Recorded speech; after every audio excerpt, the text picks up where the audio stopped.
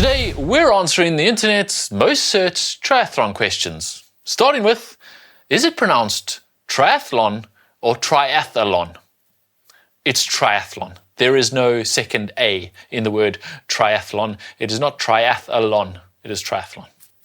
There you go. Second, what is a triathlon? It's a swim, a bike, a run, usually in that order. Although originally in the early 20th century, triathlon actually started in France and it was a canoe, bike and run. But since the 70s, it started swim, bike, run, and it's pretty much been that way ever since. How long is a triathlon? The length varies from a super sprint, which is about a 400-meter swim, a 10k bike, and a 2.5k run, up to a full Ironman, which is a 3.8k or 2.4 mile swim, 180k or 112 mile bike ride, and a 42.2k or 26 mile marathon.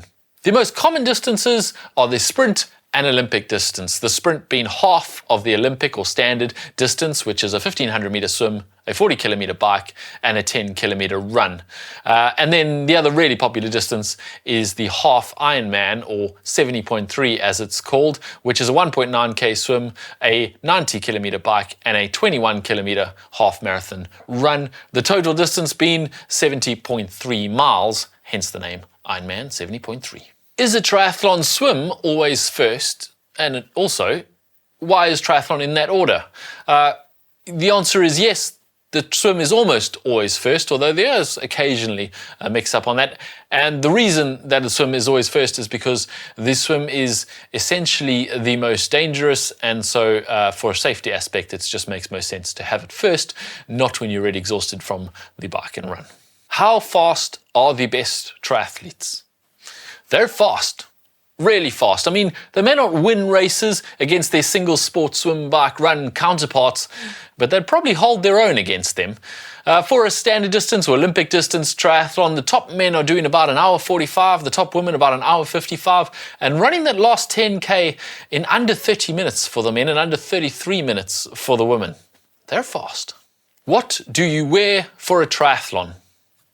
Anything you like, really, although these days, unlike the 80s, you aren't allowed bare chests on either the bike or the run, so you have to wear something on your upper body. The best thing is a tri-suit. What is a tri-suit? Well, think a leotard with sleeves halfway down your arms and your legs. It's tight-fitting, and you can wear it for the swim and the bike and the run. You don't have to wear one of those, but you don't really want to wear bike shorts when you're doing the run, and you don't really want to wear run shorts while you're sitting on a bike saddle. So unless you want to use the change tent, a tri-suit is the best option. How do I train for a triathlon? Well, basically by swimming and biking and running. But triathletes generally do 1 or 2 disciplines a day. They don't do a full triathlon every time they're training for a triathlon. Start with maybe 2 swims, 2 bikes, and 2 runs a week, and pretty much never stacking them on top of each other. Fitting it all in is really the hard part of triathlon training. The training itself is just swimming and biking and running. What gear do I need for a triathlon? Well, goggles, a swimsuit, run shorts, bike shorts, a bicycle, and a bicycle helmet. And that's about it, and run shoes. That's it, at a minimum. Of course, if you're going to keep doing it for a bit longer, you'll probably want to upgrade to a tri-suit for all 3 disciplines, a wetsuit for that swim leg, and bike shoes so that you're a bit more powerful on the bike. Can I survive the swim leg of a triathlon? Yes, you can. It's not as hard as it sounds. As long as you can keep moving forward and keep breathing while you're moving forward, you can almost certainly get through the swim leg of a triathlon. Do I need a wetsuit for a triathlon? No, you don't need a wetsuit. You can definitely take part in a triathlon without a wetsuit, unless the water is below 16 degrees Celsius or 60 Fahrenheit, in which case, yes, you do need a wetsuit. They will be mandatory for safety reasons.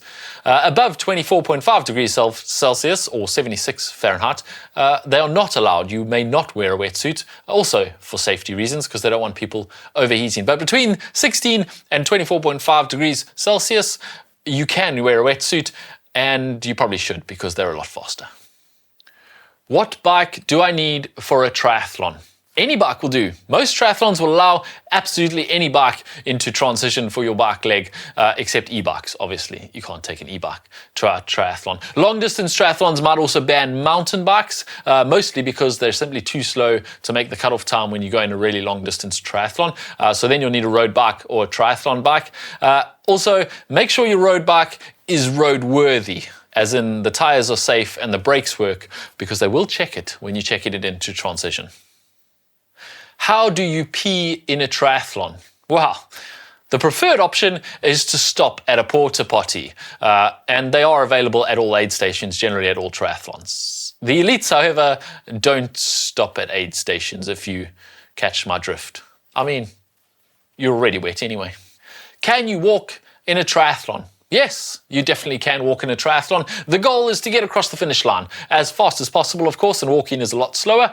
But if you need to walk, you absolutely can walk. In fact, in an Ironman, most competitors start with walking somewhere in their race strategy. They are planning to walk before they even start. Should I wear socks in a triathlon, on the bike or on the run? You don't have to wear socks, it's not a rule, but you probably do want to wear socks for the run leg just to make it significantly more comfortable. You cannot, however, wear socks for the swim leg, obviously. So you do have to put them on at some point, whether you put them on in T1 and wear them for the bike and the run, or just put them on in T2 and wear them just for the run. It's completely up to you. How do you poo in a tri-suit? Well, this is definitely a porta potty stop. Definitely can't do that one on the go. And unfortunately, a tri-suit generally means complete disrobing in that porta potty. Should I eat in a triathlon? For a shorter triathlon, you can probably get away with not eating, but anything longer than 90 minutes, you probably want to take in some sustenance. There are specific foods for this, such as energy gels or energy bars, but I would suggest you practice with these in training before race day, because you don't want them to come back up, and you do want to avoid another porta potty stop. How much do the top triathletes earn? Not much.